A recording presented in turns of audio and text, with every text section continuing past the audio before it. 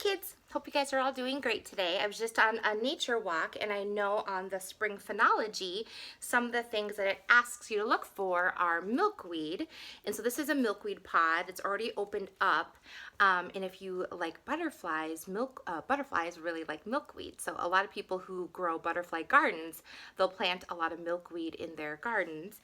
And then I found a ton of these. And so these are I think you say gulls, G-A-L-L, and it's actually from where a parasite or an insect went into this stem or this plant and they laid their eggs. And so this is where the egg kind of bulged out and grew as the insect grew. And then here you can see a little hole in it where either a bird got in there and got that little insect, or where the insect maybe chewed its way out and got out. So some fun things you can look for if you're doing your spring phenology. So teach a read aloud, the BFG. We are on chapter, they don't number these, but I believe we're on chapter 2 called Who. And remember, the setting is in London, England, and Sophie is an orphan in a dormitory, and she's up at night at the witching hour, and she sees a shadow move. So here we go. It wasn't a human. It couldn't be.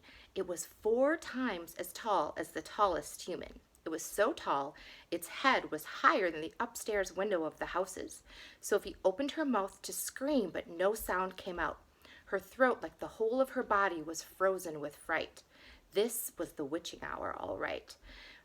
The tall black figure was coming her way. It was keeping very close to the houses across the street, hiding in the shadowy places where there was no moonlight. On and on it came, nearer and nearer, but it was moving in spurts. It would stop, then it would move on, and then it would stop again. But what on earth was it doing? Aha! Sophie could see now what it was up to. It was stopping in front of each house. It would stop and peer into the upstairs window of each house on the street.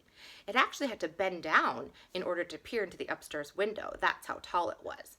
It would stop and peer in, then it would slide on to the next house and stop again and peer in, and so on, all along the street. It was much closer now, and Sophie could see it clearly. Looking at it carefully, she decided it had to be some kind of person. Obviously, it was not a human, but it was definitely a person, a giant person perhaps. Sophie stared hard across the misty moonlit street. The giant, if that's what he was wearing a long black cloak. In one hand, he was holding what looked like a very long, thin trumpet. In the other hand, he had a large suitcase. The giant stopped now right in front of Mr. and Mrs. Gucci's house. The Guccis had a green grocer shop in the middle of High Street, and the family lived above the shop. The 2 Gucci children slept in the upstairs front room. Sophie knew that. The giant was peering through the window into the room where Michael and Jane Gucci were sleeping. From across the street, Sophie watched and held her breath. She saw the giant step back a pace and put the suitcase down on the pavement. He bent over and opened the suitcase. He took something out of it. It looked like a glass jar, one of those square ones with the screw top. He unscrewed the top of the jar and poured what was in it into the long trumpet thing. Sophie watched, trembling. She saw the giant straighten up again, and she saw him poke the trumpet in through the open upstairs window of the room where the Gucci children were sleeping. She saw the giant take a deep breath and he blew through the trumpet. This is a really dark picture, but can you see a dark figure there? And it's almost as tall as the house. No noise came out, but it was obvious to Sophie that whatever had been in that jar had now been blown through the trumpet into the Gucci children's bedroom. What could it be? As the giant withdrew the trumpet from the window and bent down to pick up the suitcase, he happened to turn his head and glance across the street. In the moonlight, Sophie caught a glimpse of an enormous, long, pale, wrinkly face with the most enormous ears. The nose was as sharp as a knife, and above the nose there were 2 bright, flashing eyes, and the eyes were staring straight at Sophie. There was a fierce and devilish look about them. Sophie gave a yelp and pulled back from the window. She flew across the dormitory and jumped into her bed and hid under the blanket. And there she crouched, still as a mouse and tingling all over. I'm going to keep reading.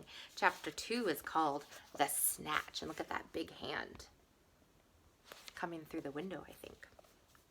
Under the blanket, Sophie waited. After a minute or so, she lifted a corner of the blanket and peeped out. For the second time that night, her blood froze to ice, and she wanted to scream, but no sound came out. There at the windows, with the curtains pushed aside, was the enormous, long, pale, wrinkly face of the giant person staring in. The flashing black eyes were fixed on Sophie's bed. The next moment, a huge hand with pale fingers came sneaking in through the window. This was followed by an arm as thick as a tree trunk, and the arm and the hand and the fingers were reaching out across the room toward Sophie's bed. This time, Sophie really did scream, but only for a second, because very quickly the huge hand clamped down over her blanket and the scream was smothered by the bedclothes. Sophie, crouching underneath the blanket, felt strong fingers grasping hold of her. And then she was lifted up from her bed, blanketed all, and whisked out of the window. If you can think of anything more terrifying than that happening to you in the middle of the night, then let's hear about it. The awful thing was that Sophie knew exactly what was going on, although she couldn't see it happening. She knew that a monster or a giant with an enormous, long, pale, wrinkly face and dangerous eyes had plucked her from her bed in the middle of the witching hour and was now carrying her out through the window, smothered in a blanket. What actually happened next was this. When the giant had got Sophie outside, he arranged the blanket so that he could grasp all four corners of it in one of his large hands, and Sophie imprisoned inside. In the other hand, he seized the suitcase and the long trumpet thing, and off he ran. Sophie, by squirming around inside the blanket, managed to push the top of her head out through a little gap just below the giant's hand. She stared around her. She saw the village houses rushing by on both sides. The giant was sprinting down High Street. He was running so fast that the black cloak was streaming out behind him. You can see the picture.